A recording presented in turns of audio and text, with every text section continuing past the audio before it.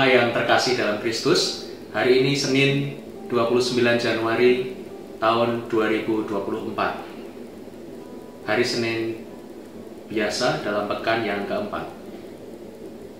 Bacaan yang akan kita renungkan akan diambil dari Injil Markus bab 5 ayat 1 sampai dengan 20 yang berkisah tentang Yesus membebaskan orang yang kerasukan roh jahat, secara khusus legion. Saudara-saudari terkasih dalam Kristus, seringkali dalam hidup kita mengalami keterikatan atau belenggu tertentu. Tidak harus soal kerasukan seperti film-film horor, tetapi di dalam hati kita terkadang masih ada dendam, masih ada amarah yang seolah-olah kalau kita ungkapkan, kalau kita membalas orang-orang yang menyakiti kita, nampaknya akan memuaskan.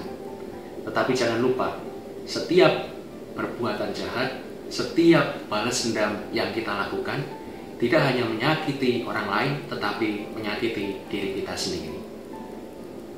Itulah yang pertama. Yang kedua, seringkali belenggu masa kini dapat berupa kecanduan-kecanduan.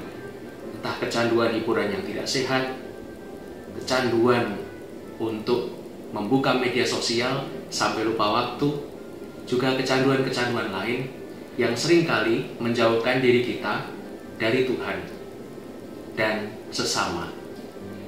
Oleh karena itu, rahmat yang kita mohon hari ini kepada Tuhan adalah rahmat untuk mempunyai hati yang terbuka, untuk menyadari belenggu-belenggu, untuk menyadari ganjalan-ganjalan dalam hati, sehingga kita mengalami sukacita, sehingga pesan Injil, pesan sabda Tuhan tidak hanya menjadi pesan-pesan yang indah, tidak hanya pemahaman teologis, tidak hanya pelajaran-pelajaran agama, tetapi menjadi pengalaman ketika kita dibebaskan dari amarah, dari dendam, dari iri hati, dari segala rasa negatif yang kita alami, juga pengalaman dilepaskan dari keterikatan terhadap hiburan-hiburan yang tidak sehat.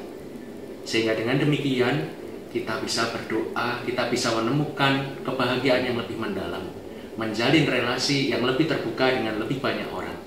Sehingga pesan Yesus kepada orang yang dibebaskan dari roh jahat juga mestinya menjadi pengalaman pribadi kita.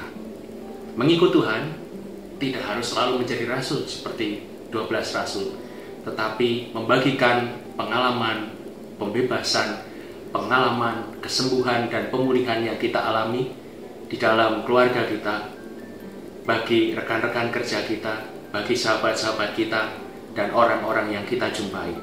Dengan demikian, perjumpaan dengan Tuhan bukan hanya kisah-kisah kitab suci, tetapi sungguh pengalaman nyata yang kita rasakan mulai saat ini dan hari ini dalam hidup kita, di rumah kita, dan dimanapun kita berada.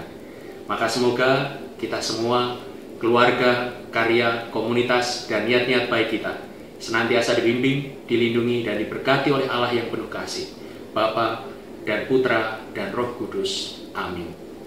Keluarga kudus, doakanlah kami. Amin.